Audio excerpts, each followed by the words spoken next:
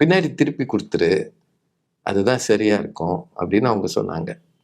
நானும் தைரியமா மத்த ஏற்பாடுகள்லாம் பண்ணிட்டேன். நமக்கு தான் நகை தர்றாங்களே!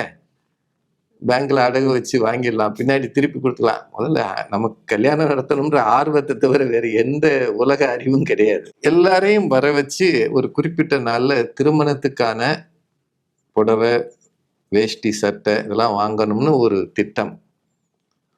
அன்றைக்கு காலையில நானு அவங்க வீட்டுக்கு போனேன். போனா அவங்க வீட்ல எல்லாம் பரபரப்பா இருந்தாங்க. என்னாச்சு அப்படின்னா, அவசரமா அ பேராசிரியர் சாலமன் பாப்பையா அவங்க மனைவிக்கு ஒரு சர்ஜரி அப்படின்னு வீட்ல சொன்னாங்க. நான் பதறி போயிட்டேன். இவங்க கிட்ட நகை வாங்கி, இத கொண்டு போய் அடகு வச்சு, அதுல வர்ற காசத்தான் நாம எடுத்து கல்யாணத்துக்கு செலவு பண்ணணும். இப்ப அவங்களுக்கு சர்ஜரின்னா, என்ன பண்ண போறோம்? நான் ஊரெல்லாம் கூட்டிட்டேனே!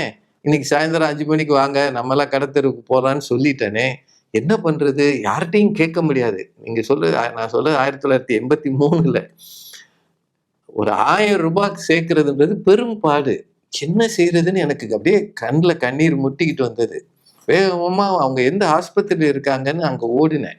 வேற யார நான் கேட்கிறது? அங்க ஓடினேன். அங்க போனா அந்த நேரம் தான் அந்த ஆப்பரேஷன் தியேட்டருக்கு ஒரு ஸ்ட்ரெச்சர்ல வச்சு அவங்கள கூட்டிட்டு போறாங்க.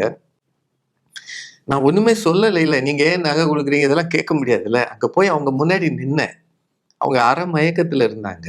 அந்த சூழ்நிலையில என்ன கிட்ட கூப்ட்டு, "உனக்கு குடுக்க வேண்டிய நகையெல்லாம் ஒரு பொட்டலம் போட்டு தங்கச்சிட்ட குடுத்துருக்கேன். நீ வீட்டுக்கு போய் அவட்ட வாங்கிக்கோ. நீ கவலைப்படாம எல்லாம் செய்யி" அப்படின்னு சொன்னாங்க. அத நம்பவே முடியாதுல்ல.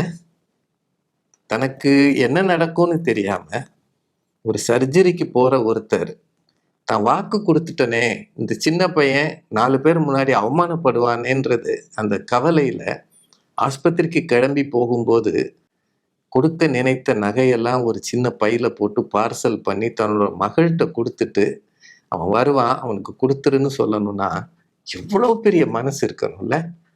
யாருக்கு இருக்கும்?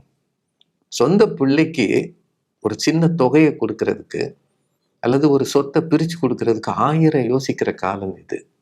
ஆனா, ஒருவேள உள்ள போய் சர்ஜரியில எதுவும் பிரச்சனை ஆச்சுன்னா என்ன ஆகும்? இந்த நேரத்துல பொன், நகைய குடுக்கக் கூடாதுன்னு கூட சென்டிமெண்ட் பார்க்கலாம்ல. சாயந்தரம் ஆனா மோர் குடுக்க மாட்டேங்கிறாங்க. சாயந்தரம் ஆனா ஒரு காசு குடுக்க மாட்டேங்கிறாங்க. ஒரு பொருள குடுக்க மாட்டேங்கிறாங்க. அப்படியெல்லாம் சகுனம் பார்க்கிற காலத்துல, ஒரு கொத்தா நகைய அள்ளி குடுத்த அவங்கள என்னைக்குமே மறக்க முடியாதுல்ல.